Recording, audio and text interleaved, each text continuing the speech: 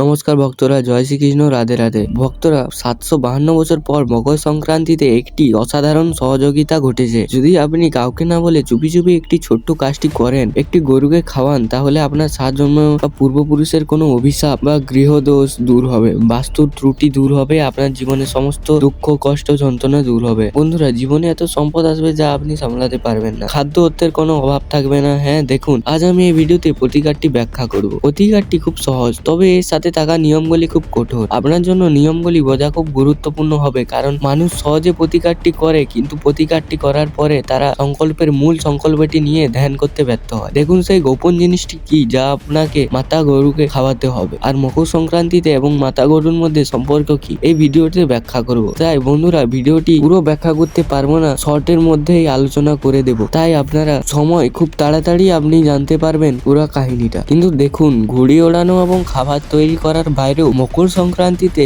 আপনারা অবশ্যই একটি গোপন আচার পালন করতে পারেন। হ্যাঁ, সত্য কথা হলো এটি বছরের সবচেয়ে গভীর এবং সবচেয়ে প্রভাবশালী মুহূর্ত। কারণ মকর সংক্রান্তি কেবল একটি সাধারণ দিন নয়, এটি দিনে সূর্যের গতি পরিবর্তন হয়। এই দিনে প্রকৃতির একটি নতুন হিসাব শুরু হয়। হ্যাঁ বন্ধুরা, প্রাচীনকালে মানুষ এই দিনটিকে খুব গুরুত্ব সহকারে গ্রহণ করতেন, কারণ তারা জানতেন যে এই দিনে করা একটি ছোট্ট ভুলও পুরো বছরের ওপর বিধ্বংসী প্রভাব ফেলতে পারে। তাই এই দিনের তাৎপর্য আরো বেশি, কারণ এটি বছরের প্রথম উৎসব।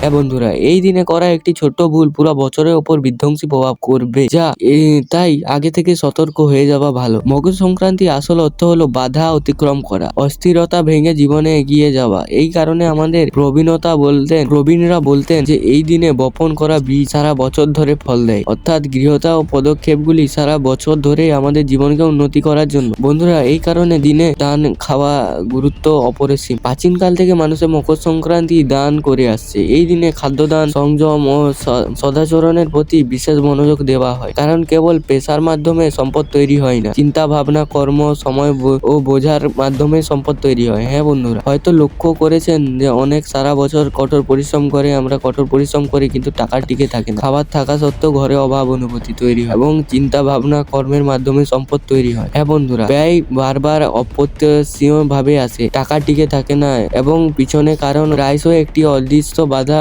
যার সমাধান আমাদের শাস্ত্র ও ঐতিহ্যে লুকিয়ে আছে। মকর সংক্রান্তিতে তিল বা গুড় খাওয়া হয়, কারণ তিল ও ত্যাগের প্রতীক, গুড় মিষ্টতার প্রতীক এবং অর্থতার ত্যাগ করে জীবনের মিষ্টতা গ্রহণ করা। এই দিনে দান করার পরামর্শ দেওয়া হয়, কারণ এই যখন সূর্যের দিক পরিবর্তন হয়, অহংকার ত্যাগ ও অত্যন্ত গুরুত্বপূর্ণ। প্রাচীনকালে মানুষে এই দিন খুব বেশি কথা বলতো না, ঝগড়া করতেন না ও ক্ষুধার্ত ব্যক্তিদের উপেক্ষা করতেন না, কারণ বিশ্বাস করা হয় এই দিন অবহেলা সরাসরি লিপিবদ্ধ থাকা। মাতা গরুর ভিতরে আমাদের জীবনের অনেক রহস্য লুকিয়ে আছে। একজন ব্যক্তি মারা যাওয়ায় তখন আমরা মাতার নামে খাদ্য পশুটিকে কেন খাওয়াই? কখনো ভেবে দেখেছেন, জীবনে যখন দুঃখ, যন্ত্রণা এবং অসুস্থতা থাকে, আমরা কেন মাতা গরুকে স্মরণ করি এবং তাকে খাবার খাওয়া দেখুন। মাতা গরু কেন সাধারণ প্রাণী নয়? হ্যাঁ বন্ধুরা, গরু মাকে বলা হয় কারণ এটি কেবল দুধ দেয় না, বরং এটি কিছু না চেয়েও দেয়। এটি অভিযোগ ছাড়াই সহ্য করে, বিনিময়ে কিছু চায়। তাই প্রকৃতির স্বভাব এটাই। দেখুন, যে বাড়ির গরু সম্মান করা হয়, সেখানে কেবল সম্পদ নয়, স্থিতিশীলতাও আসে। আর স্থিতিশীলতাও নয় বন্ধু, সম্পদ টিকে থাকে। হ্যাঁ, কিন্তু মনে রাখবেন, আমি লোক দেখানোর জন্য কোনো সমাধান শেয়ার করছি না। এটি বাজারে বিক্রি হয় কি এমন কিছু নয়। দেখো, সারা বছর ধরে তুমি সকাল 9টা